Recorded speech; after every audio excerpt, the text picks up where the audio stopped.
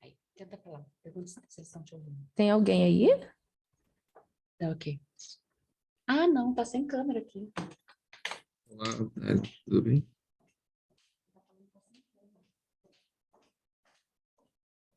Bom dia.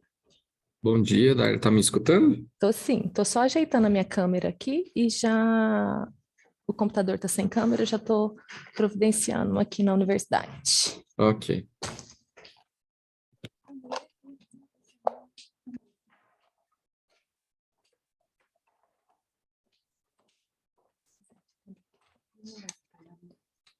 Vou testar minha câmera.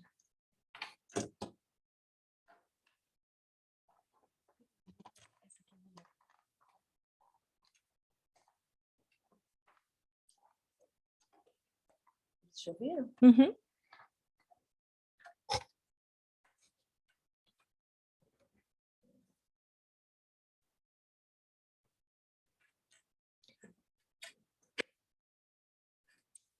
Gente, A última. Era a última, peraí. A gente faz assim. Entendi. Tá tudo. Aí. Pode fechar aqui, né? Aí, agora. Tá. Olha lá, ó.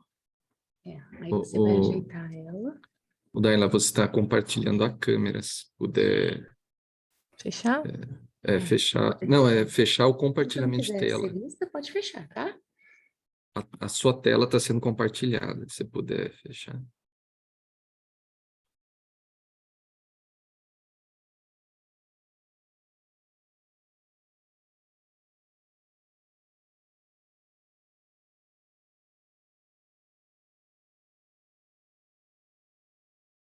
Você vai ali no compartilhamento de tela, acho que ela está compartilhando, salvo engano aí.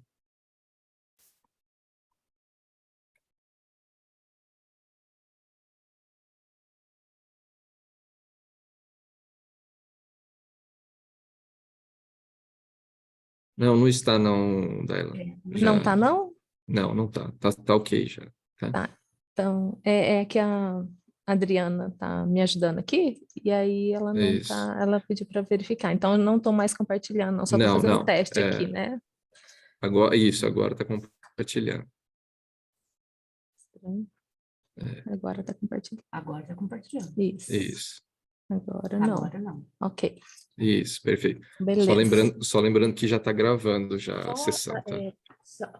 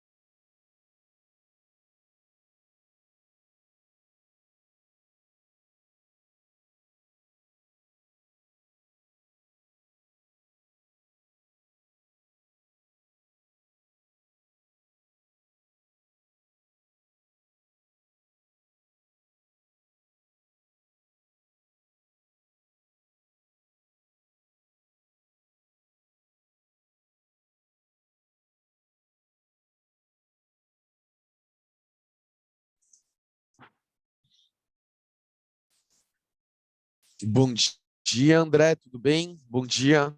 Deixa eu jogar para cá, eu tô com duas Bom dia, telas. professor. Tudo bem? Está me escutando Tudo. bem? Tô. É Daíla que fala? Daíla, tudo bem? Bom dia. Bom dia, é da Ila. Daíla, Isso. como é que está? Eu tava em outra sala, eu fui parar em outra sala. Aí eu falei, ué, caramba. Acho que era antessala, né? A antessala que fala, né? Aham. Ah, beleza. Então estamos no local certo. Daíla que vai apresentar o 10:40, correto? Sim. É o último, É, né? olha, assim, a gente pode combinar a ordem aqui. Eu acho que não faz. Não tem. Bom, o André, ele também. Eu tenho preferido fazer por ordem de codificação, viu, professor? Então, o dela Ah, seria o primeiro. tá bom. Porque Ó, senão, pode falar. porque senão fica meio... Porque cada vez que a gente abre a tela do SEMEAD, ele tem uma ordem, né? Então, para Sim, evitar qualquer coisa, a gente coloca por ordem de codificação, aí fica mais perfeito, fácil. perfeito. Então, daí ela vai ser o primeiro. Depois Isso. vem a Vanessa e o José. Depois a Ana Paula, que já está presente. Não, desculpa, depois o Fábio, que ainda não entrou, e depois a Ana Paula, certo?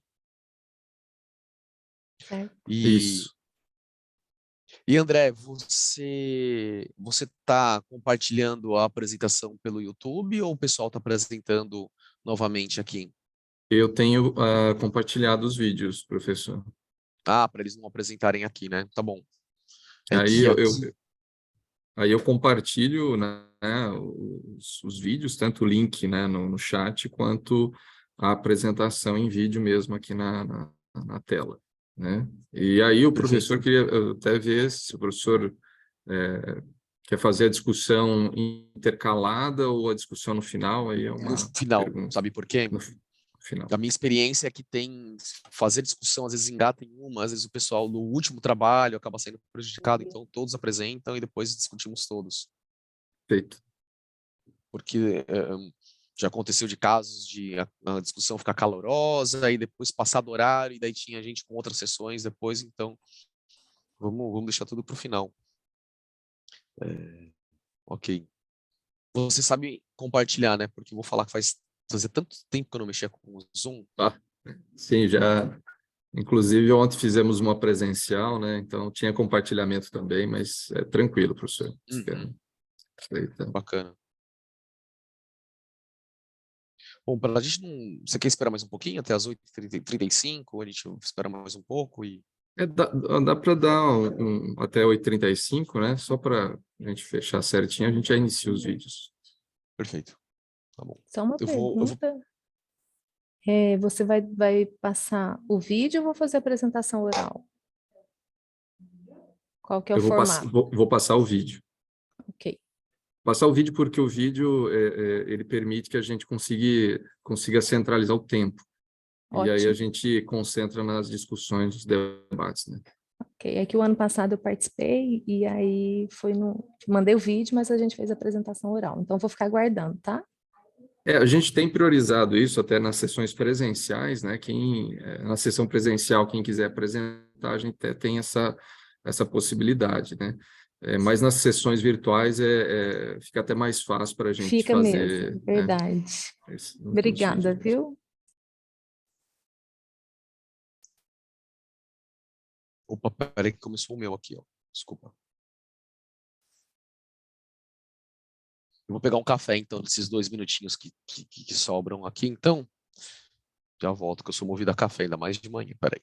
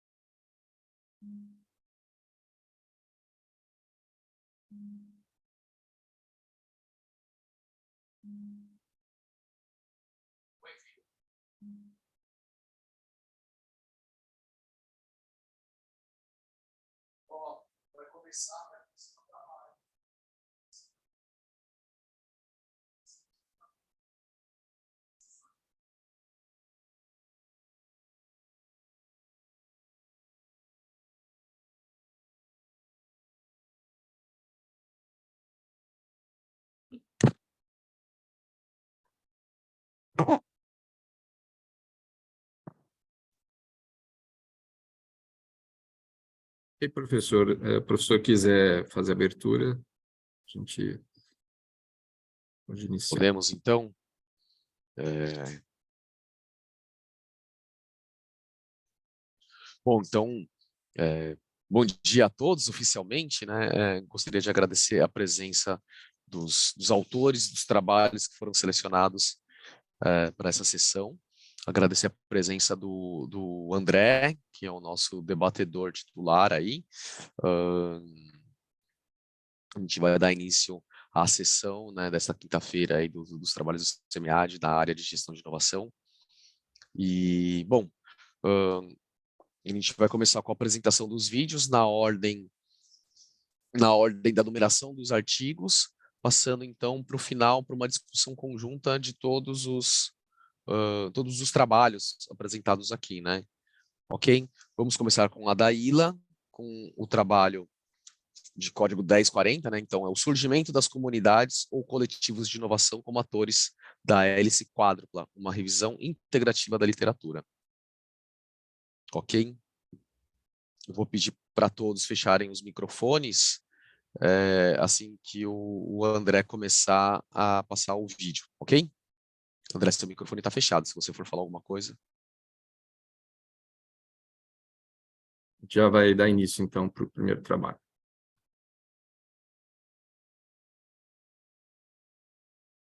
Surgimento das comunidades ou coletivos de inovação como atores da hélice quádrupla, uma revisão integrativa da literatura. Autores: Daíla dos Passos Vitorino, Thaisa Correia e Fabiano Leal, da Universidade Federal de Itajubá.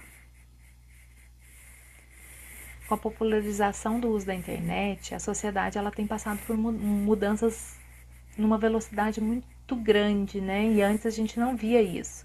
E essas mudanças velozes, elas modificam a forma de produção, o comportamento de pessoas e os meios de comunicação.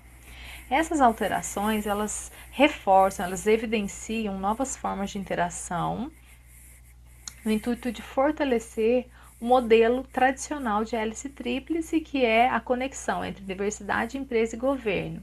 E com isso emerge a importância da inclusão da sociedade civil organizada como uma representante de uma hélice quádrupla, de uma quarta hélice.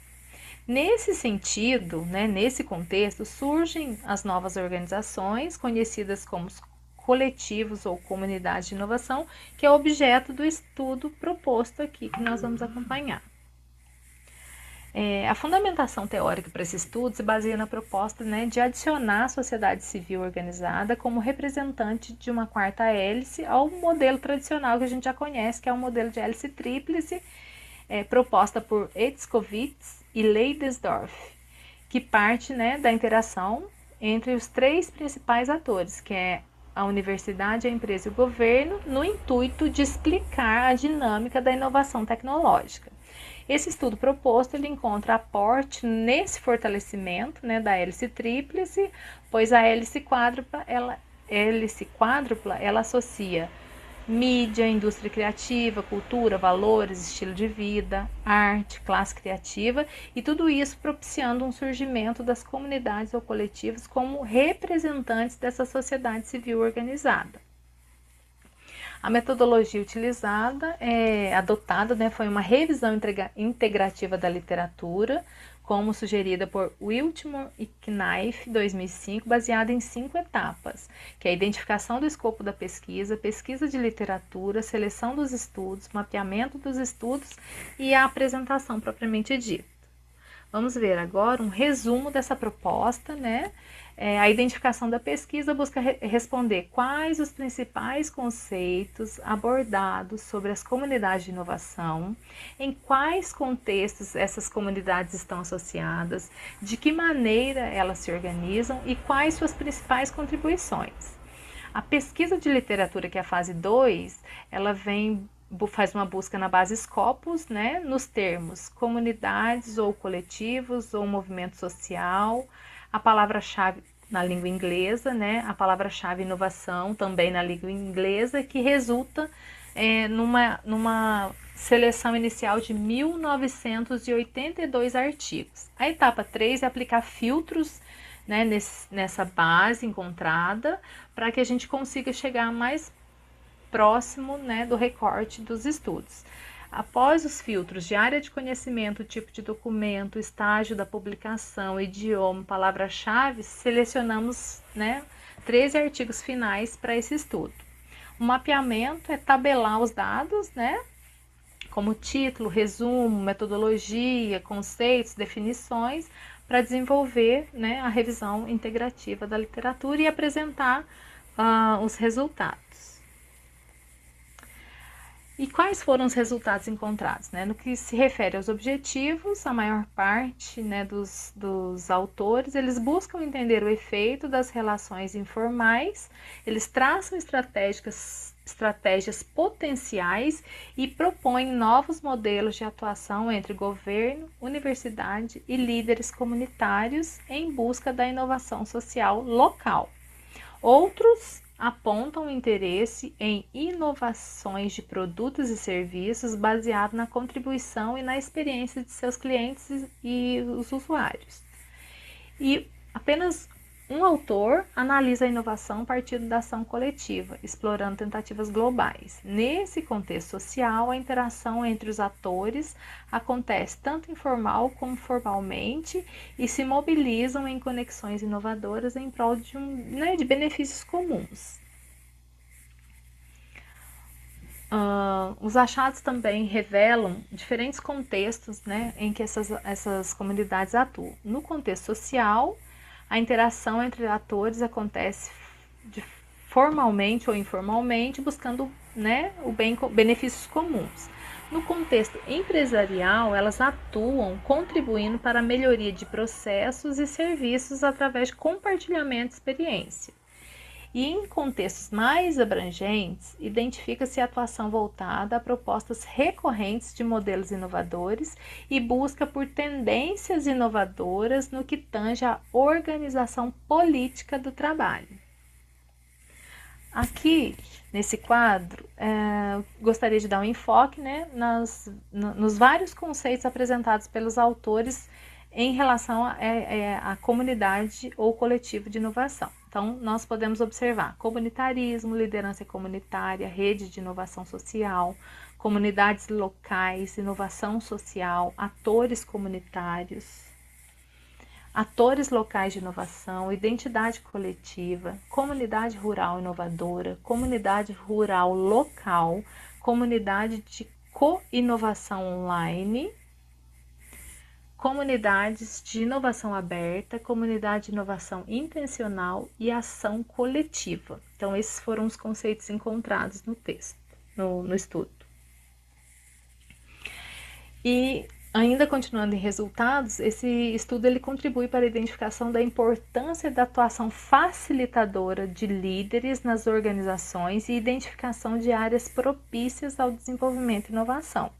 Revela que a aproximação entre os atores da hélice quádrupla, inclusão de parceiros, podem fortalecer o processo de desenvolvimento em pesquisa e inovação regional. E aponta que é necessário, né, um incentivo por parte das organizações ofertar recompensas ou feedbacks mais adequados que promovam ações, estimulem a participação ativa de usuários para que estes possam contribuir para a melhoria dos processos de inovação de produtos e serviços.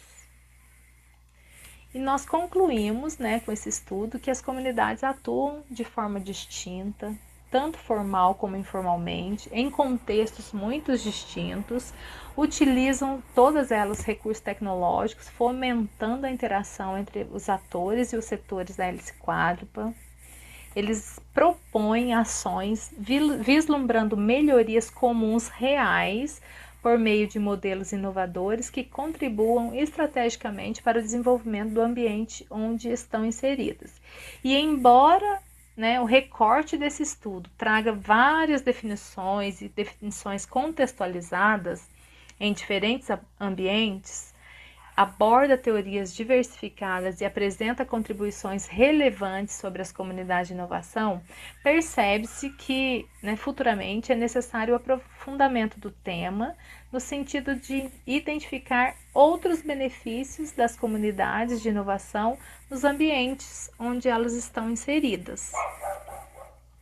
Aqui nós temos as referências e muito obrigada.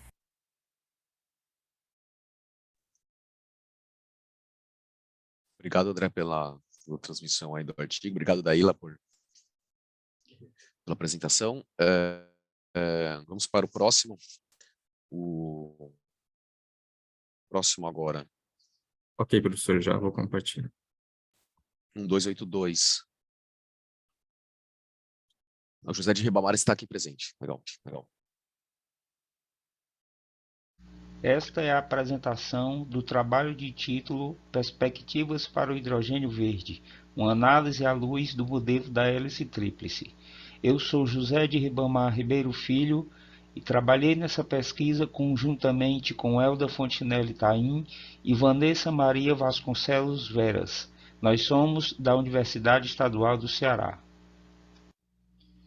Em um cenário mundial de sustentabilidade, o Acordo de Paris e os 17 Objetivos de Desenvolvimento Sustentável, ODS, da Organização das Nações Unidas, como uma tentativa de redução da emissão de gases, recomendam a redução da emissão do CO2 por meio da utilização de fontes de energias limpas e, em particular, o objetivo número 7, ODS 7, relacionado à energia limpa e acessível, comporta pretensões de garantia de energia com acesso confiável, energia sustentável e moderna, com estruturas e tecnologias de energia limpa. Neste cenário, onde se destaca a descarbonização e a busca de combustíveis alternativos, tem ganhado relevância o hidrogênio verde, já sendo, em alguns momentos inclusive, denominado combustível do futuro. A perspectiva para o hidrogênio verde é que se possa realizar uma transição energética com o seu uso. A viabilização dessa transição energética requer avanços em tecnologias para seus processos, requer marcos regulatórios, políticas e estratégias que possam estimular a criação das novas cadeias para o hidrogênio verde, com disponibilidade e diversidade de insumos, investimentos em P&D e em inovação. Todos os atores envolvidos nessa transição energética e com as cadeias precisam estar alinhados para que essa viabilização seja alcançada. A hélice tríplice, ou o modelo da hélice tríplice, como um modelo de inovação em que universidade, indústria e governo interagem para promover o desenvolvimento, favorecem com sua forte contribuição. Dessa forma, esta pesquisa foi construída com o objetivo de levar contribuição para os estudos que tratem das perspectivas sobre o hidrogênio verde, sob a ótica do modelo da hélice tríplice da inovação, universidade, indústria e governo, identificando o caminho para a configuração do modelo conforme os padrões opostos mencionados pela teoria, ou seja, alcança-se a hélice tríplice através de um modelo estadista ou um modelo laissez-faire. Neste cenário do hidrogênio verde, o Brasil, por suas condições favoráveis, tem despontado como um forte candidato a ser exportador do hidrogênio verde. As suas condições favoráveis passam pela predominantemente renovação de suas matrizes elétrica e energética, possíveis por meio da abundância de recursos energéticos naturais e renováveis existentes em seu território, com destaque para condições climáticas e para as operações de parques eólicos e solares, principalmente no nordeste do país. Para o estudo da ambiência do hidrogênio verde, bem como das conexões que permeiam seu desenvolvimento, esta pesquisa fez uso do modelo da hélice tríplice, onde a academia, a indústria e governo, como esferas institucionais primárias, interagem para promover o desenvolvimento, levando em consideração inovação e empreendedorismo. A hélice tríplice foi distinguida por Edskovich e Leidesdorff em 3 exemplares, sendo o modelo estatista, um modelo laissez-faire e um terceiro modelo, mais resultante do desenvolvimento dos 2 primeiros, chamado modelo balanceado. Os autores ilustram que o último modelo, ou seja, o modelo balanceado, ele difere dos demais por incluir em sua concepção redes trilaterais e organizações híbridas. O modelo estatista tem estabelecido o controle da academia e da indústria pelo governo, que desempenha o principal papel agindo como um impulsionador da universidade e da indústria. Já o modelo laissez-faire é um modelo que apresenta as empresas, academia e governo atuando separadamente, com interações modestas, tratando-se de um modelo em que a mentalidade individualista ganha mais destaque. Já o modelo balanceado é um modelo da hélice tríplice que leva em consideração redes trilaterais, organizações híbridas, a participação da sociedade civil e de associações voluntárias. Em termos metodológicos, essa pesquisa tratou-se de uma abordagem de cunho qualitativo e um estudo de caso descritivo. Os dados foram coletados por meio de entrevistas com especialistas das áreas correspondentes às 3 esferas da hélice tríplice: indústria, academia e governo. Os dados coletados foram analisados por intermédio de uma análise proposicional do discurso e ainda com o auxílio do software Iramutec. Nos resultados, foi percebida uma hélice tríplice da inovação voltada para o desenvolvimento do hidrogênio verde, que, por intermédio de alinhamentos estratégicos, promove o seu desenvolvimento, onde também há uma universidade que é adaptativa em relação às necessidades para o hidrogênio verde e que é também capacitadora quanto às suas particularidades. Também uma indústria que promove interseções, principalmente no que diz respeito a contatos nacionais e internacionais. E também um governo que promove atrações, observa legislações e concessões necessárias para o desenvolvimento do hidrogênio verde. Em conclusão, foi alcançado que as interações entre as 3 esferas, governo, indústria e universidade, tem ocorrências desde sua idealização, ou seja, partiu-se desde o início em um modelo de hélice tríplice balanceado, sem seguir o caminho através dos modelos laissez-faire ou estatista. Aqui são apresentadas as nossas referências e aqui vão os nossos agradecimentos. Muito obrigado a todos e sucesso.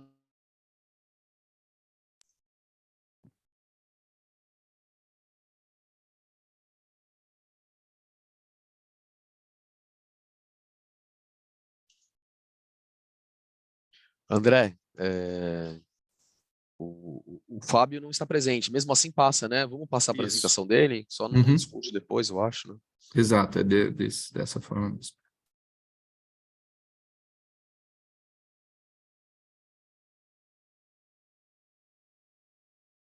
Empreendedorismo em instituições de ensino superior de países da América Latina. Uma das dimensões em que a palavra inovação aparece com mais frequência está relacionada aos novos produtos, processos e serviços intensivos em conhecimento, diretamente relacionados ao desenvolvimento científico e tecnológico. A interação de três estruturas contribui para o desenvolvimento do processo inovativo, sendo elas o meio empresarial, o meio acadêmico-científico e o Estado. O principal desafio consiste em integrar as demandas dos vários atores sociais e os objetivos de pesquisa da comunidade acadêmica, otimizando os recursos, esforços e maximizando os benefícios. Nos últimos anos, o debate acerca do papel e da missão das instituições de ensino superior na sociedade se intensificou, sendo que alguns exemplos podem ser destacados como boas práticas que cultivam o relacionamento com atores externos a partir de diversas iniciativas. Podemos citar a Universidade de Stanford, no ecossistema empresarial do Vale do Silício, a Universidade do Texas, em Austin, para o desenvolvimento do ecossistema empresarial da Grande Austin, e na Europa podemos citar a contribuição da Universidade de Oxford para o ecossistema empreendedor de Londres. Neste contexto, o objetivo geral do artigo é investigar as iniciativas de apoio e fomento à inovação e empreendedorismo desenvolvidos por instituições de ensino superior situadas na América Latina. As universidades têm sido importantes atores na promoção do empreendedorismo, encorajando a transformação de conhecimento advindo dos laboratórios de pesquisa e inovações que alcançam o mercado. A América Latina possui uma grande atividade empreendedora, porém, em sua maioria decorrente da necessidade e não de um esforço coordenado. Além disso, os empreendedores da região inovam com menos frequência, investem menos em pesquisas e têm menos patentes que empreendedores de outras regiões. Dados da Comissão Econômica para a América Latina e o Caribe, a CEPAL, confirmam que há baixa propensão em países latino-americanos em investir em P&D. E mesmo aqueles que têm o melhor desempenho, como Brasil, Argentina, Costa Rica e México, ainda não alcançam o nível de inovação dos países mais avançados. Principalmente nos países em desenvolvimento, a interação entre a universidade e o universo empresarial tem se mostrado complexa e pouco eficaz, sendo que na América Latina, a maior parte das atividades de P&D continua ocorrendo nas universidades e instituições públicas, diferentemente do cenário nos países mais avançados, onde a participação de empresas é relevante. A abordagem metodológica desta pesquisa compreendeu a realização de uma pesquisa bibliográfica e estudos produzidos por órgãos econômicos e políticos regionais e mundiais de países de análise da América Latina, de forma a fornecer a base teórico-empírica acerca dos seus processos de desenvolvimento econômico e social por intermédio de iniciativas de inovação e empreendedorismo mobilizadas por instituições de ensino superior.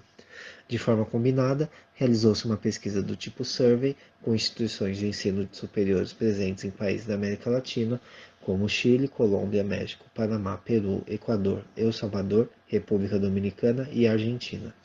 Em relação às práticas de fomento à inovação, as iniciativas apresentadas pelas instituições foram diversas, passando pelos programas de empreendedorismo escolar, premiação de resultados de pesquisa passíveis por proteção de propriedade intelectual, projetos de iniciação científica e outros. Entretanto, se destacam os Centros de Inovação e Empreendedorismo, que apesar de apresentarem nomes diferentes, podem ser sintetizados como estruturas que centralizam os processos de inovação nas instituições, tornando-se referência para os pesquisadores e comunidade geral. Já em relação às competências-chave, o capital intelectual se destaca. Os pesquisadores foram os mais citados e são os principais atores para o desenvolvimento das atividades associadas à pesquisa, desenvolvimento e à inovação. Embora essencial para a execução de grande parte das atividades que podem gerar inovação, a infraestrutura de pesquisa não foi indicada como relevante para a maioria das instituições. Do mesmo modo, as patentes também foram pouco citadas. Em relação às práticas de empreendedorismo, apenas 25% das instituições possuem programas voltados à criação de empresas juniores. 75% das instituições possuem incubadoras ou mecanismos de apoio a empreendimentos. Em relação às tendências e impactos das práticas, todas as universidades afirmaram possuir algum tipo de interação com a sociedade, além de contribuir para o desenvolvimento regional. É interessante notar que o impacto no nível de emprego dos alunos é a ação de interação regional mais citada pelas universidades, o que pode naturalmente decorrer do desempenho de suas atividades acadêmicas de formação nos diferentes níveis. Ao analisar o impacto inovador e empreendedor das universidades dos países da América Latina, constatou-se que ainda não há, nesses últimos anos, progressos significativos em inovação quando comparado com outras regiões. Os indicadores regionais de ciência, tecnologia e inovação refletem a pouca maturidade dos sistemas nacionais de inovação e empreendedorismo dos países latino-americanos.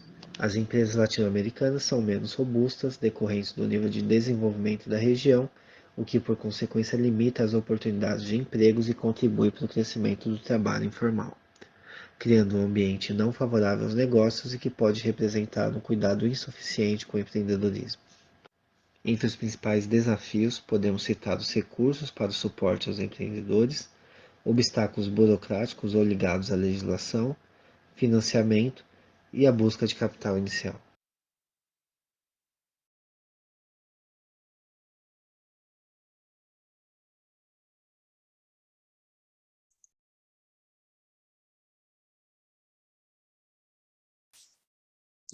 Passamos agora para o último artigo, que a Ana Paula está aqui presente.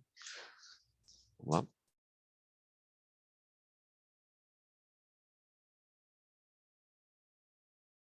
Olá, tudo bem? Então, eu vou apresentar o artigo com o título Análise do uso de tecnologias da informação no setor saúde durante a pandemia do Covid-19. Ele foi construído por mim, Ana Paula, pelo meu colega mestrando Daniel de Andrade e pelos docentes do Programa de Pós-Graduação em Administração, PPGA, da Unisul, professores Ana Regina, Clarissa e Baltazar.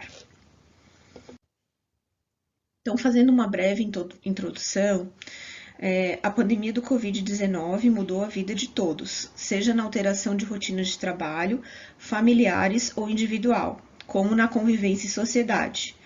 Com a chegada da pandemia, então, houve a necessidade de procurar estratégias para o seu enfrentamento no âmbito mundial. Em relação à área da saúde, que foi o foco dessa pesquisa, foram necessárias várias modificações nos modelos tradicionais de atendimento em que estávamos habituados para que se pudesse dar uma resposta a esse enfrentamento. Então, diante da introdução realizada, esse estudo buscou responder a seguinte pergunta de pesquisa: quais os impactos do uso de tecnologias da informação no setor saúde durante a pandemia do Covid-19? A nossa pesquisa, então, teve como objetivos a sistematização do conhecimento e o levantamento de informações acerca das experiências nacionais e internacionais na utilização e aprimoramento das tecnologias da informação em saúde, em especial aqui durante a pandemia do Covid-19. Então, abordando um pouquinho do referencial teórico que nós utilizamos, nós temos que a Covid-19 é uma doença infecciosa causada pelo novo coronavírus, SARS-CoV-2.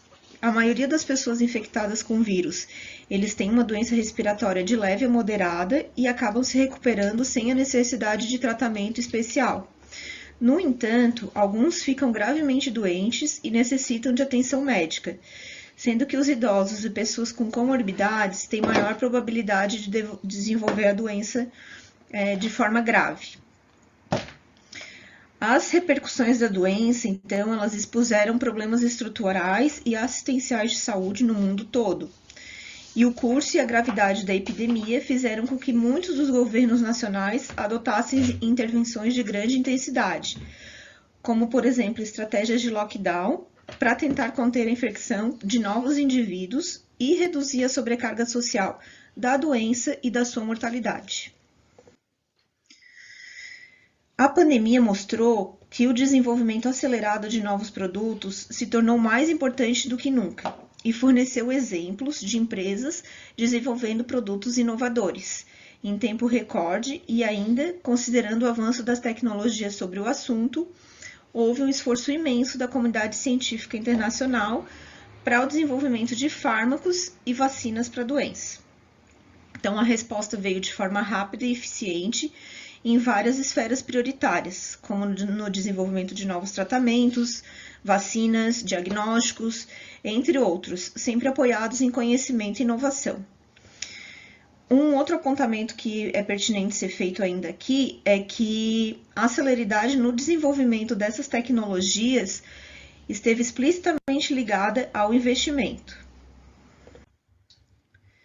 Então, não há como negar a vasta contribuição e o papel dos avanços tecnológicos para a melhoria da saúde humana. A pesquisa e a tecnologia ampliaram as fronteiras do conhecimento e os saberes em saúde, impulsionando para um cenário bem melhor. Alguns autores ainda referem que o poder das tecnologias digitais para a implementação de políticas que garantam o acesso e a cobertura universal e reduzam iniquidades em saúde, elas devem ser aproveitadas pelos países. Nota-se, tendo em vista o contexto apresentado, a intensificação cada vez maior da utilização das ferramentas digitais de informação que auxiliem no combate ao coronavírus. As tecnologias digitais, por meio dos sistemas de informação, têm mudado a forma como se gerencia a saúde, bem como estão sendo usadas para melhorar o treinamento e o desempenho dos profissionais. O termo e-health pode ser definido, então, como o uso da tecnologia da informação e comunicação em apoio à saúde e aos campos relacionados à saúde. Ele traz o emprego de formas rotineiras e inovadoras de tecnologia da informação e comunicação para atendimento às necessidades de saúde. Então, a metodologia que nós utilizamos nessa pesquisa foi uma revisão sistemática da literatura. As bases de dados utilizadas para a busca dos artigos foram majoritariamente a Scopus e a Web of Science. Utilizamos como critério de inclusão artigos em português e inglês, disponíveis integralmente de forma online e publicados no período compreendido entre 2020 e até outubro de 2021. Todos os passos dessa revisão eles foram pensados e adaptados à realidade de publicações com evidências científicas no momento da pandemia. Por isso que é um recorte pequeno de tempo para os artigos selecionados. Então, aqui a gente tem um gráfico que mostra os artigos que foram selecionados, 34 artigos, e após a organização e sumarização dos artigos encontrados, a gente realizou a leitura, foi feita uma análise crítica, conforme os critérios de elegibilidade que eu mencionei anteriormente. Aqui a nuvem de palavras-chave, a partir dos 34 artigos que a gente utilizou. E como já esperado, as palavras que mais se destacaram foram Covid, Health, Information, Technology e Pandemic. A pandemia, então, do Covid-19, como já trazendo um pouco dos resultados, ela trouxe muitas mudanças para a economia, para a vida cotidiana das pessoas, para o ambiente educacional e principalmente para o ambiente de saúde. Nesse contexto, a gente identificou 3 grupos principais. O primeiro foi a agenda eletrônica e portais de informação. O segundo, a telemedicina, que foi bastante abordado em vários dos nossos estudos, dos estudos que a gente pesquisou. E o terceiro, a inteligência artificial, Big Data e uso massivo de dados. Como conclusões, o estudo revelou que as inovações tecnológicas por conta da pandemia surgiram e foram aprimoradas na esfera mundial num curto espaço de tempo. Evidenciou ainda que os avanços trazidos pela tecnologia da informação no setor saúde foram impactantes e fundamentais para que houvesse uma rápida resposta a uma diversidade de situações oriundas da pandemia.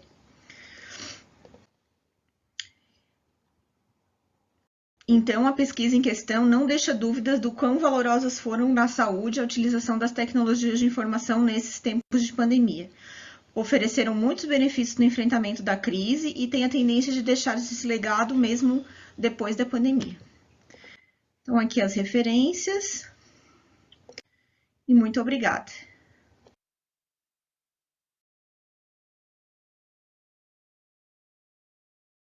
Professor Bruno, a gente tem aí aproximadamente aí 50 minutos para debate e discussão. Bom, a gente tem só os autores aqui, né? Não tem nenhum convidado. Sim, acho que a gente pode fazer uma conversa, acho que desestruturada, né? Falar de todos os artigos, se vocês toparem. Eu queria, começando começar falando do artigo da Daila, da hélice quádrupla, né? Só alguns comentários, assim. Né? O primeiro é uma sugestão de colocar depois eu posso te passar isso daí, mas assim, você coloca na internet o uso da palavra e tem um gráfico que é gerado,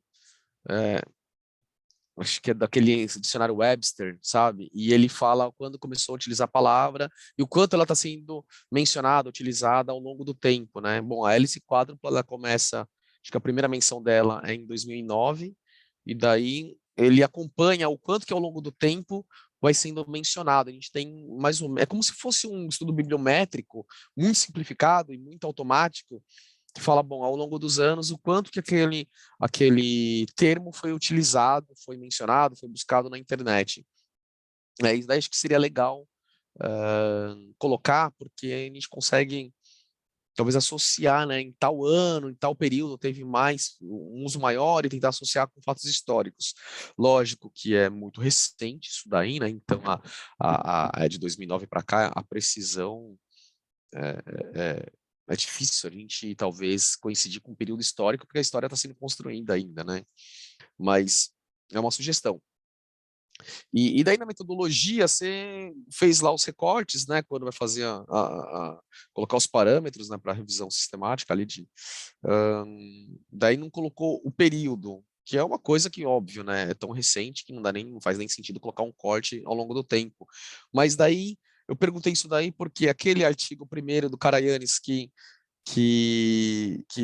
menciona pela primeira vez que é de 2009 não está nos 13 artigos que você refinou. E daí por isso que eu queria entender por que não tá lá, ouvir de você isso daí. Esses daí são meus comentários, né? Mas daí acho que quem mais tiver comentário para fazer, enfim, é uma conversa isso daí. Eu agradeço, sim, pela oportunidade, né, e pela sua colocação. Eu vi nos outros artigos que eu acho que faz muito sentido, acho que dá uma robustez, né, procurar as palavras. E a questão do Karayanis, ele foi a fundamentação teórica, ele não entra no rol aqui, né, nos três, porque quando a gente busca, quando eu usei a base para buscar, o escopo ficaram 13 artigos, então o Karayanis ele entra para embasar aquilo que eu estava procurando, né? Eu acho que não ficou tão claro na apresentação, mas no artigo na íntegra ele está mais explicadinho. E realmente essa questão das palavras me chamou muita atenção. Eu acho que numa próxima, né, eu vou colocar aqui que vai fazer muita diferença aqui nos meus estudos aqui, até para a tese na dissertação, né, que eu já estou fazendo. Sim, eu coloquei o link aí no chat eu do agradeço. dicionário. Agora só tem que encontrar dentro do site qual que é exatamente o lugar que fala dessa evolução histórica dos mas termos. Já é uma dica, assim, muito boa, muito obrigada. Você gostaria que eu complementasse alguma coisa? Vamos esperar para ver os colegas? Não, acho que esperar aí se tem algum comentário do Eu acho que André. assim, realmente que na apresentação a gente pula algumas etapas mesmo, né, que o tempo é restrito, e acho que esse momento é muito oportuno, porque daí a gente explica, né, essas lacunas que de repente ficam na apresentação. Eu agradeço, tá? Estou aqui à disposição. Bem, eu falar um pouco sobre o trabalho da Ila, eu acho assim que foi uma revisão integrativa, né, cumprindo o protocolo, né, do que se propôs, né, eu acredito que está dentro daquilo que se esperaria, né. Algumas observações só que eu tenho, por exemplo, com relação à própria questões de formatação, acredito que isso daí, até no teu parecer, deve ter recebido alguma coisa nesse sentido, né? Tem o quadro 3 repetido 3 vezes, né? O quadro 3, né? Então, às vezes no texto a gente vai buscar o quadro 3 e tem 3 quadro 3, né? Então, a gente às vezes fica um pouco perdido. Até formatação, né? Tabela em termos de quadro, né? Então, coisas assim que a gente cuida na hora de estar fazendo. Mas, assim, trabalhando mais um pouco a questão de escopo, a questão de tema também, né? Aí já é uma pergunta mais de reflexão, né? um pouco fora aí do trabalho, mas como você vê, né, essa questão da comunidade de inovação, em termos de incentivar as outras hélices da hélice quádrupla, né? Eu vejo que a comunidade é um fator importante, né, quando a gente vai trabalhar inovação, mas eu vejo muita discussão acadêmica, né? Eu fico sempre me perguntando sobre a questão prática, né? Eu falei assim, como na prática a gente identifica, né, a comunidade em termos de atuação junto à universidade, academia. Eu sou de uma instituição de pesquisa, né? Eu trabalho na Embrapa há 11 anos, agora que eu vim para cá fazer o doutorado. E a gente vê muitas vezes se questiona a própria empresa que eu trabalho, né, a própria instituição que eu trabalho, que é uma instituição pública, se questiona muito, qual é a sua proximidade, né, com o setor produtivo, né? A gente já teve muitos debates sobre isso. E aí, como você está trabalhando a comunidade de inovação, né, a comunidade local, as comunidades rurais, então você vê vários temas ali que foram emergindo aí da sua pesquisa integrativa. Como você vê nesses trabalhos que você pesquisou, a prática, né, da comunidade estimulando essas outras hélices da academia, do governo e das empresas? Ótima colocação a sua. É um desafio, né? Eu estou dentro de uma universidade, né? Meu objeto de pesquisa é a comunidade de inovação que nós temos aqui, e essa interação entre as hélices, ela é meio distante, né? A gente vê que é um pouco distante. Em todos os artigos que a gente selecionou aqui, pude observar, né, que a comunidade, ela faz sim o seu esforço, né, principalmente quando você olha para a empresa, né, que várias empresas de tecnologia, elas estimulam a participação dos usuários, das trocas de experiência, para que ela possa aprimorar o seu produto. Mas falando de universidade, a gente sabe que tem uma lacuna entre o que é pesquisado e o que a indústria precisa. Isso eu acho que é o maior desafio nosso, é fazer essa junção, porque não é tão simples, né? A empresa, às vezes, ela não tem, ela precisa de uma tecnologia, o pesquisador, às vezes, ele está correndo para um outro lado, existe uma torre aí, né? A famosa Torre de Marfim, que a gente não é objeto do estudo, mas que a gente precisa considerar. E a comunidade, ela é um movimento recente, né? Que ela pode estreitar, eu acho que esse é o objetivo, é estreitar, mas é um desafio muito grande, porque o governo, né? Ele precisa estar junto e a sociedade tem o seu papel preponderante, e nesse caso focando na comunidade de inovação, né? Nos coletivos. Então, e de região para região, eu não aprofundei, mas de região para região você tem essas particularidades. Vou dar um exemplo aqui da minha cidade, onde a universidade, a prefeitura, né, nós temos um convênio forte já desde 2014, voltado para cooperativas populares, né? Então, assim, tem funcionado, mas é bem restrito ao nosso contexto aqui. Então, assim, nós estamos, acho que assim, há um tempo, né, para poder fazer com que essas hélices, elas sejam aproximadas. E a comunidade, eu vejo que ela vem tendo o seu papel de destaque, mas que sozinha, por si só, ela não consegue, ela precisa sim, né? E esse eu acho que é o desafio, né? Eu estou dentro de uma diretoria de empreendedorismo e inovação, e a gente, no setor público, como é difícil, né? Como é difícil a gente trabalhar com inovação, e olhando aqui, né, o contexto social, ele tem muito a contribuir, né, com essa escuta, com esse olhar, tem muito a contribuir. Se cada hélice, ela parar um pouquinho, né, e facilitar, eu acredito que nós teremos bons resultados, dependendo da região, né, para o futuro. Não sei se eu respondi. Perfeito, perfeito. É uma discussão longa isso. Se a gente for discutir todas as hélices aqui, né, é um debate bem produtivo.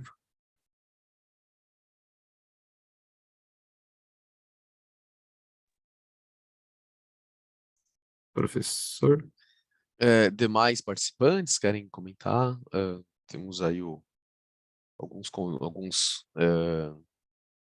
convidados não, alguns espectadores aí da nossa sessão, né, entraram aí. Bom, a gente pode passar para o artigo do José sobre hidrogênio verde. Olha, eu fiquei bastante, assim, satisfeito, né, curioso, fiquei bastante feliz assim com o artigo do José, porque eu sinceramente ouvia se falar, né, de hidrogênio, produção de hidrogênio, e sinceramente eu não sabia que estava tão próximo assim aqui no Brasil. Daí eu comecei a pesquisar em cima do artigo dele, comecei a olhar, né, o que já tinha no Brasil sobre isso, e daí pelo menos o que eu identifiquei, assim, que tem muitos investimentos em vista para começarem já em breve, né, acho que vamos esperar aí com essa mudança aí, acho que ano que vem as coisas começam, essa questão ambiental começa a ter um pouco mais de impacto aqui no Brasil, mais de força aqui no Brasil, e eu vi que tem vários investimentos para serem feitos. Mas daí eu comecei a pesquisar e queria entender um pouco aí do José de Ribamar, o que já foi feito, né? E porque eu não identifiquei muita coisa assim que não é significativa ainda. Daí eu queria que você complementasse um pouquinho com isso daí. Mas por curiosidade, assim, eu acho que não... Pode abrir o microfone, José, se você...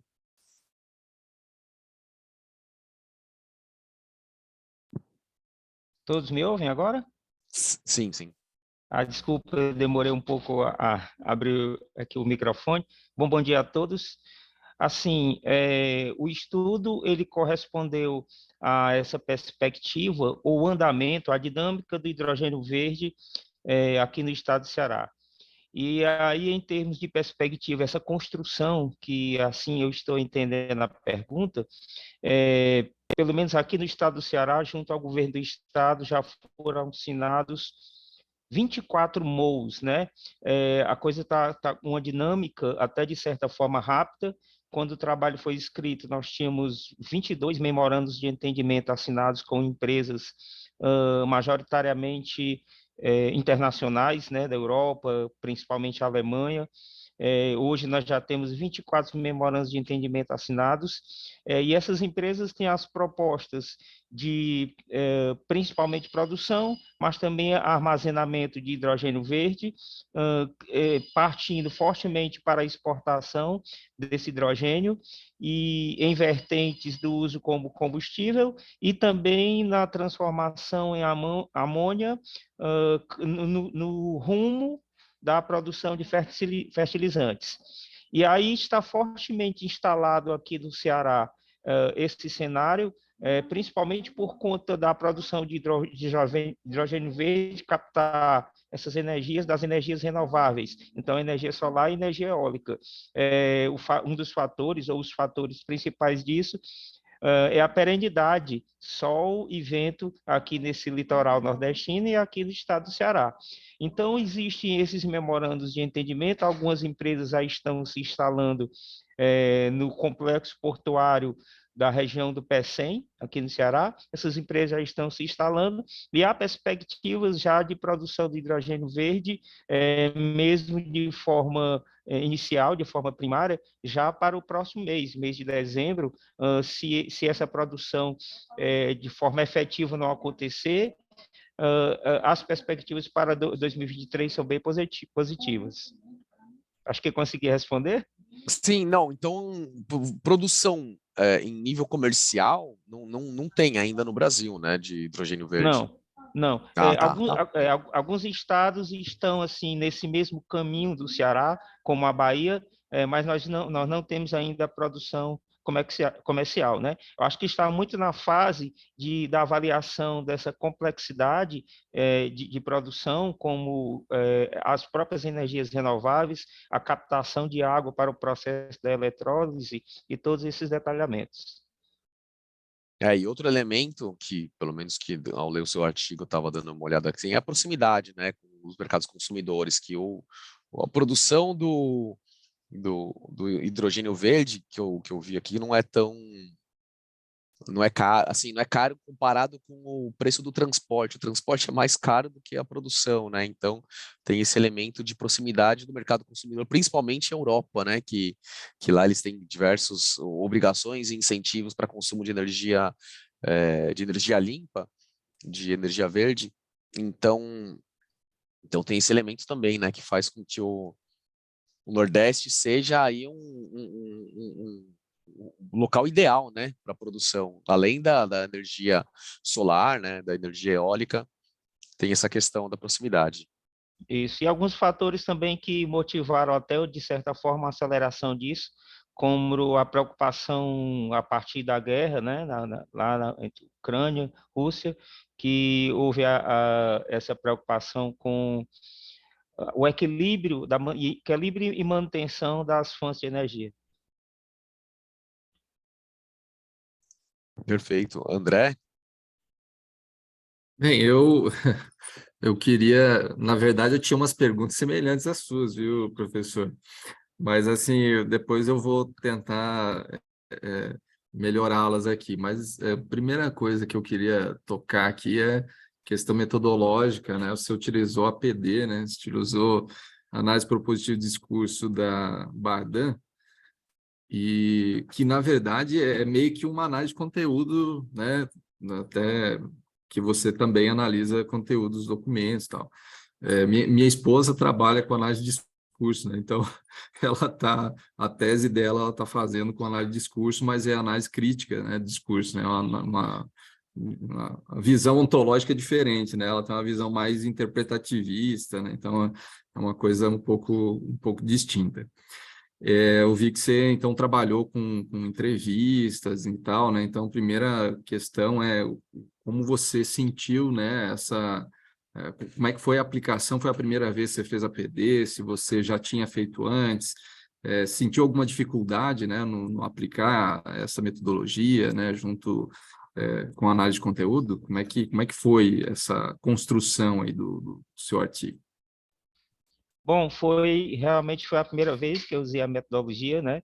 Eu diria que o próprio artigo, em função dessa temática do hidrogênio verde, está sendo muito explorada, pelo menos aqui na região, está sendo muito explorada pelo pessoal mais das áreas voltadas para o processo de produção de hidrogênio verde, né? A eletrólise. Então, está sendo explorado pelo pessoal da química, o pessoal da física e das engenharias, né? Então, eu diria que o artigo é um pontapé inicial, um dos artigos, né, como pontapé inicial para trazer esses estudos para a área da administração e, de certa forma, levando para a análise da economia. E eu estou fazendo essa explicação porque foi a primeira vez que eu usei essa metodologia. E, assim, procurando associar a metodologia e dentro da captura das informações com os entrevistados, foi possível perceber muito fortemente explicações ou comentários ligados a essa produção, né? Então, assim, aos processos de produção. Então, é como se os respondentes estivessem muito mais propensos a responder para pesquisas que fossem voltadas ou trabalhadas pelos pessoal das engenharias, das físicas e da química, como eu falei. Então, tive realmente essa dificuldade, ou dificuldade inicial, como, assim, a primeira vez no uso da metodologia. Beleza. Então, aí agora eu vou mais para a parte do hidrogênio, efetivamente, né? A gente sabe que quando você tem um novo combustível, principalmente quando a gente coloca um combustível ambientalmente correto, né? Alguma coisa que seja bom para o meio ambiente, né?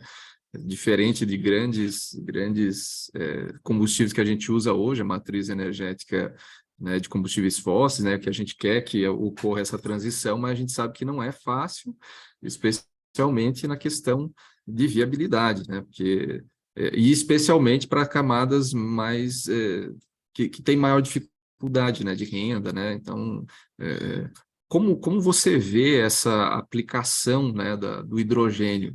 Você acredita que vai iniciar quais seriam as aplicações iniciais desse combustível? Vai ser em transporte público, né? O que se pensa aí nas entrevistas que você fez em termos de utilização de curto, médio e longo prazo, né? Se acredita que vai haver uma viabilidade maior e uma competição com esses combustíveis fósseis que nós temos hoje, ou se vai ser uma alternativa mais focada em políticas públicas, como é que você pensa isso? Bom, eu penso que ainda está numa fase muito inicial, né? Como eu falei anteriormente, as pesquisas em relação ao detalhamento de como pode ser feita essa produção, por exemplo, a captação da água.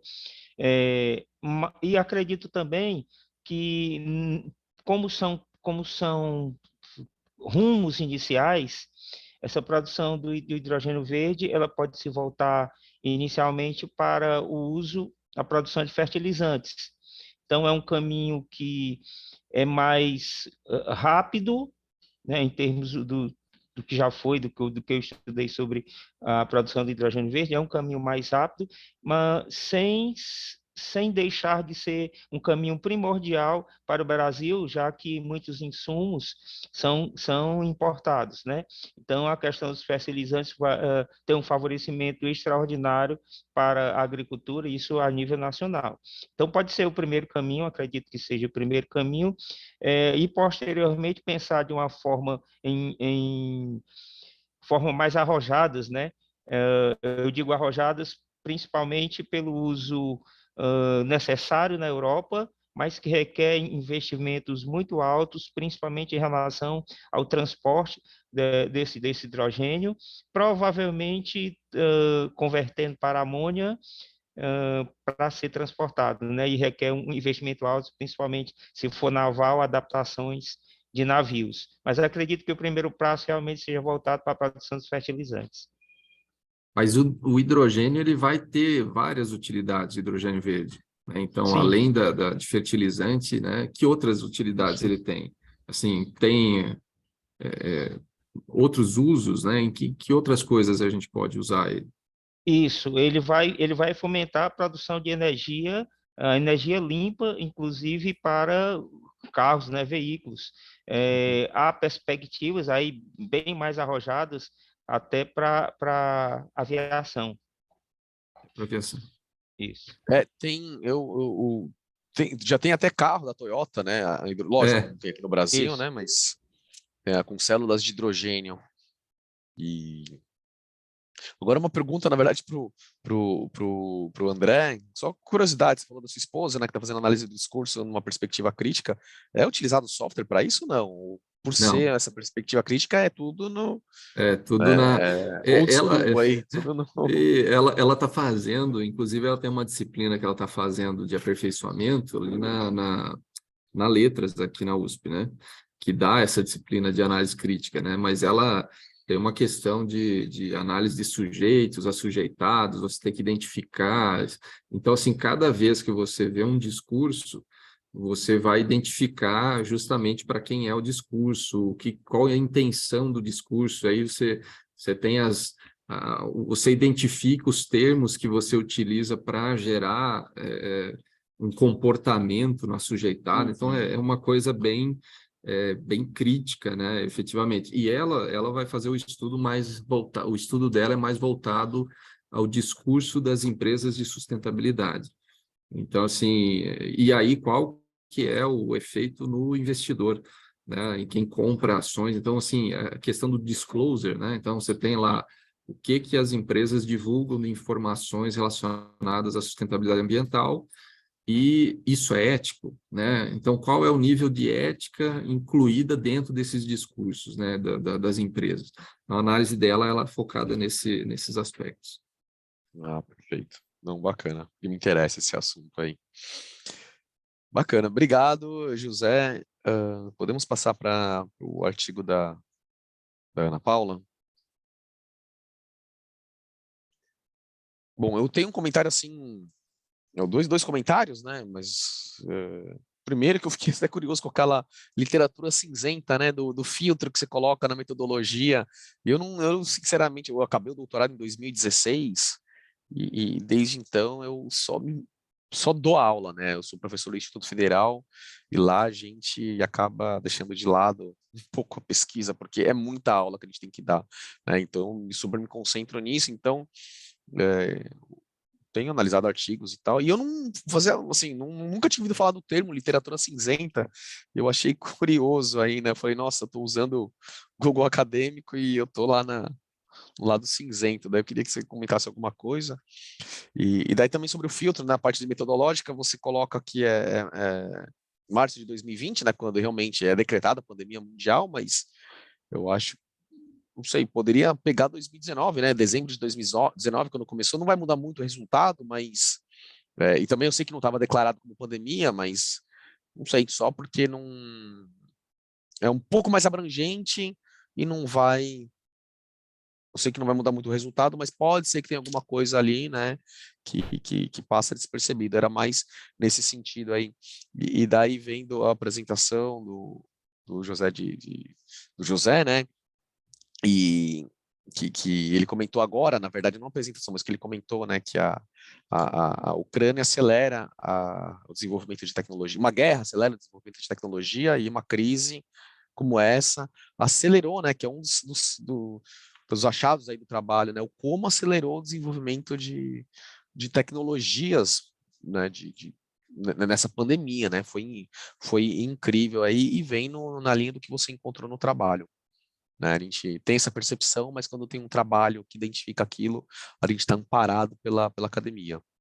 Esse comentário aí, parabéns pelo trabalho. André?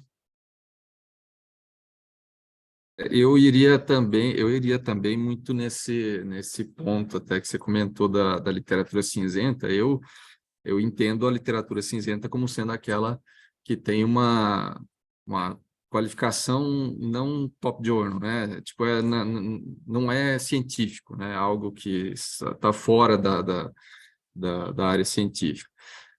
Mas assim, mesmo independentemente disso, eu percebi que nos resultados, né, que você colocou, você identificou na revisão sistemática 34 artigos. E só que daí na discussão ali nos resultados na sistematização, né, dos resultados, você apresenta alguns materiais que não estão dentro desses 34 artigos, a princípio, né? Então, eu imaginei que a sistematização ela focaria dentro da sua base sistematizada, né? Então, você tem 34 artigos, então trabalha sistematizando resultados e discutindo esses resultados dentro desses 34 artigos. Porém, eu encontrei outras questões lá no meio, como teve questão do manual do ESUS, né? Coisa que não está na sua base. Eu não digo que isso esteja errado, a questão de você trazer muitas vezes coisas de fora é possível, né? Em termos de discussão, só que você tem que colocar isso na metodologia, né, que eu estou utilizando além dos artigos, eu estou utilizando documentos, né, outros materiais, livros e tal, para melhorar a discussão dos resultados sistematizados. A gente sempre toma cuidado, né, com revisão sistemática, que a revisão, de maneira geral, causa muitas confusões, né, porque muitos chamam algumas revisões de revisões bibliométricas, de revisões integrativas, e existe. Você tem a revisão integrativa, tem a revisão sistemática, você tem revisão de escopo, você tem revisão narrativa, né? Narrativa é só umas pessoas assim que já têm uns 30 anos de doutorado que conseguem fazer, né? Porque o cara tem que ter muito domínio para fazer narrativa. Mas a revisão sistemática se espera, né, que você consiga restringir bem ela em termos metodológicos, né, qual o método que você vai usar, se você vai fazer uma revisão sistemática quantitativa em termos de meta-análise, ou se você vai fazer uma revisão de estudos qualitativos em termos de metassíntese. E quando a gente busca fazer uma revisão ampla, né, ela é mais uma revisão de escopo, né, uma revisão que você está trabalhando temas e tal. Então, o enquadramento da revisão é importante, né? Então, de ter alguns cuidados. Mas aí eu tenho uma pergunta, agora já indo para os resultados seus, né? Que seria mas no sentido assim, tipo, considerando, né, então aquilo que vocês fizeram em termos de investigação, quais seriam as tecnologias ali que vocês entendem ali que poderiam ser melhor aproveitadas aqui no Brasil, né, e que são bem utilizadas em outros países, né, e que vocês acreditam que poderia ser usado mais aqui? Tá, então vamos lá. Bom dia a todos. Respondendo então as questões do professor Bruno, primeiro em relação à literatura cinzenta, é isso mesmo, assim, é pesquisa de modo geral, Google, nem tanto Google escolar, mas Google mesmo, e cai muito na situação que o André comentou, de manuais, muito para o Brasil, né, trazendo para a nossa realidade, manuais do Ministério da Saúde, notas técnicas, de tudo que foi feito durante esse período de pandemia. Então, como não é uma literatura científica internacional, a gente acabou chamando de cinzenta. Embora muitos desses manuais, né, claro, sejam baseados na ciência.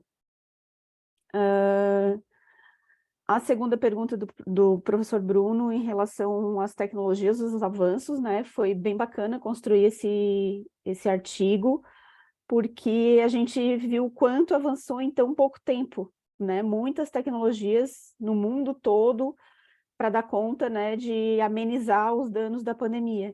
Então, as tecnologias foram fundamentais para a população, para a parte da saúde, como a gente focou mais no trabalho, né, porque imagina que se essa pandemia tivesse sido, e já teve, né, já tivemos pandemias anteriores, sei lá, há 20 anos, a gente teria passado com muito maior sofrimento do que a gente passou agora.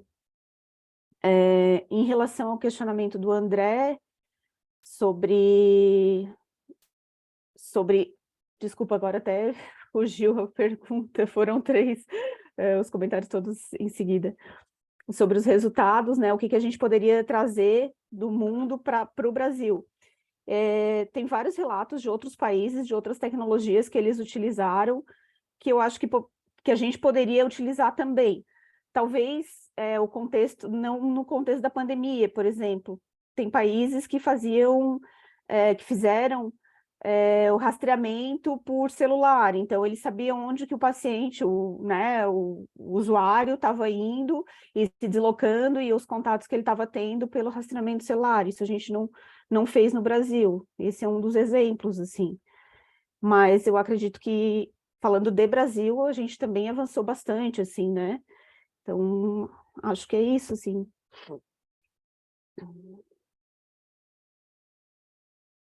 Não sei se A ficou... outra questão do André é sobre o refinamento, né, de 34 resultados, daí tinha sido incluído na parte da metodologia, 34 achados, daí incluiu algumas outras coisas na análise. Acho que era isso, né, que André? Ela acaba acabou caindo comentando. na literatura cinzenta, né? Porque tem manuais, tem notas Isso. técnicas, e aí acaba ficando A literatura única cinzenta. coisa que eu coloco nessa questão é importante, né? Lá você colocou no início da metodologia que era Google Scholar, né? E eu não sei se esse manual a gente encontra no Google Scholar, talvez no Google mesmo, No né? Google, sim. Porque o Google Scholar ele é muito focado em artigos também, né? E o Google aí sim, você encontra uma diversidade. Então, a gente também diferenciar o Google do Google Scholar, né? O Google acadêmico, que ele é bem focado também em artigos mesmo, que tenha a abrangência de artigos do Google é a nossa maior base que a gente tem de artigos, né? Por mais que tenha muitos artigos ali de baixa qualidade, então a gente tem que cuidar também, ter bastante análise crítica disso. Só uma observação, né, com relação à escrita, e eu falo isso porque eu acabo me corrigindo também, e já fui corrigido sobre isso, eu acho importante a gente cuidar na escrita da revisão, para a gente tentar concentrar mais no conceito e menos no autor. Né? Às vezes eu vi que às vezes você escreveu parágrafos autor por autor, né? Então, cuidar com isso, né, para que seja um pouco mais fluida, né, a revisão. Né? Eu vou falar sobre a tecnologia, não tem a tecnologia tal, aí o autor é fulano, a tecnologia é outra, autor ciclano. E aí você consegue concatenar melhor as ideias, a gente consegue ver de forma mais bacana o resultado. Mas é muito legal o trabalho, eu acho que é importantíssimo essa visão das tecnologias aí que a gente teve que adotar aí, né? E parabéns aí pelo trabalho. Parabéns a todos aí pelos trabalhos que vocês fizeram. Só para complementar, 2 pontos. Um é que a gente utilizou muitos documentos da OMS também, da Organização Mundial de Saúde. Então, acaba não estando no Google Scholar, mas está no Google geral, são documentos, né, produzidos com base na ciência.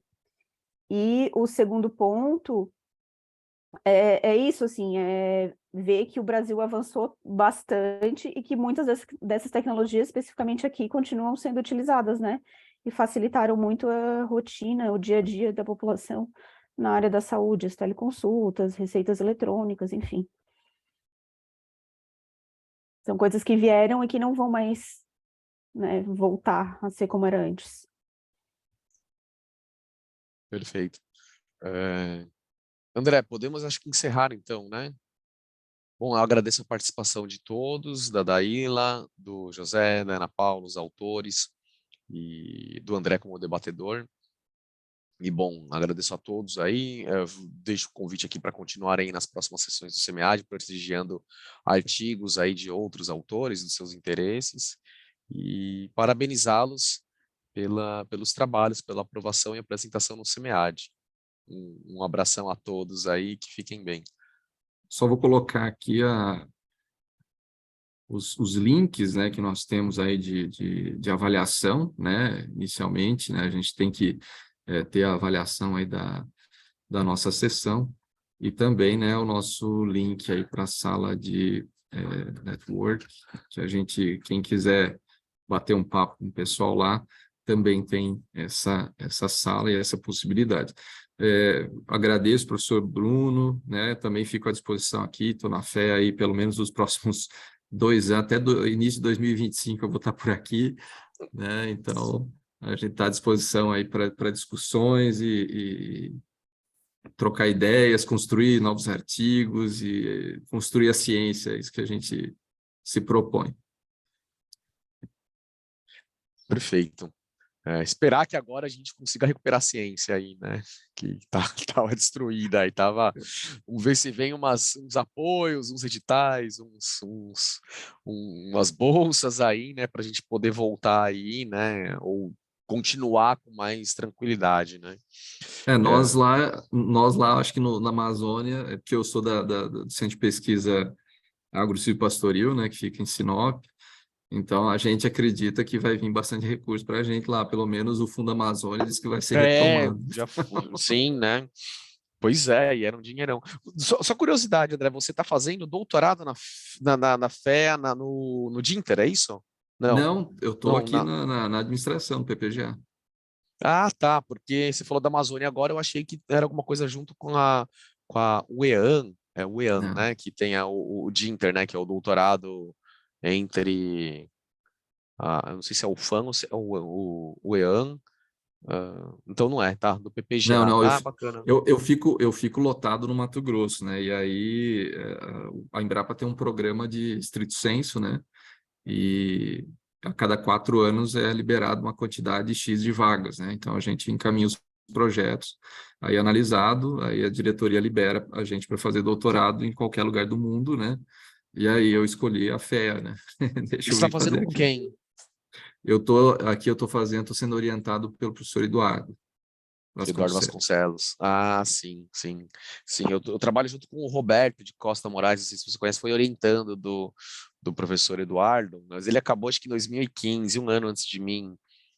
Mas de qualquer forma, bom, é um contato aí, um ex-orientando, né? É legal saber desses. Eu pretendo voltar, né? Tô pretendendo voltar aí para fazer o pós-doc. Depois que eu saí, eu acabei começando a dar aula passei num concurso, né? Um pouco antes de acabar o doutorado, comecei a dar aula e, nossa, quando você começa a dar aula, é coordenação, não sei o que lá, estágio, aí você né? O máximo que eu faço é orientar TCC, orientar trabalho de pós, e não tem tempo para isso, mas eu quero muito pegar esses afastamentos aí Como É, você eu, pegou. eu sentia muito, né? Porque eu não, quando eu fui fazer o mestrado, eu não tive, né? Porque na época eu não estava na Embrapa ainda, e aí eu dava aula, e então eu dei aula 8, 9 anos na universidade, pós, aí você não tem tempo, né? Você não Você consegue ficar foca, né? fora, né? Mas agora, graças a Deus, assim, a oportunidade que eu estou recebendo, estou abraçando. A minha esposa veio junto, né? Então ela está fazendo a ESPM, o doutorado dela, e eu estou fazendo Que aqui na bacana. FEA. E vocês estão em São Paulo, então, né? Não tão É, remoto, não. a gente está em São Paulo, tem um casal de filhos ainda, né? Então, assim, Nossa, mudaram faz- 4 anos para é Malecuia. muito Caramba, que foco. bacana. É isso aí. Pessoal, não percam as esperanças. Vamos lá, É isso obrigado aí. aí. Valeu, brigadão a todos aí. Forte abraço a todos. Um Tchau, tchau. abraço. Tchau. André, quem é que preenche isso daqui? Tem umas... Agora eu já até perdi a tela, mas no site do SEMEAD tinha... Eu não sei nem como eu entrei lá, que agora eu tô procurando. Você que preenche Você as... tem essa avaliação, né, que é a avaliação da sessão. Tem uma outra avaliação que o professor avalia o debatedor também, mas aí está na agenda lá do SEMEAD. Tá bom. A Então, ficha de moderação, é isso. Isso que eu tava a falando. ficha de moderação é mais a questão de presença, Ah, é né? com você, então. Você já preencheu tudo aqui. Eu já Tá bom. preenchi aqui. Perfeito. Aí qualquer dúvida, professora, o professor tem meu contato. Seu celular, aí a gente conversa. Isso, tá bom? Forte Legal. abraço a Forte todos abraço aí. aí. Tchau, tchau. Nos falamos. Abraço.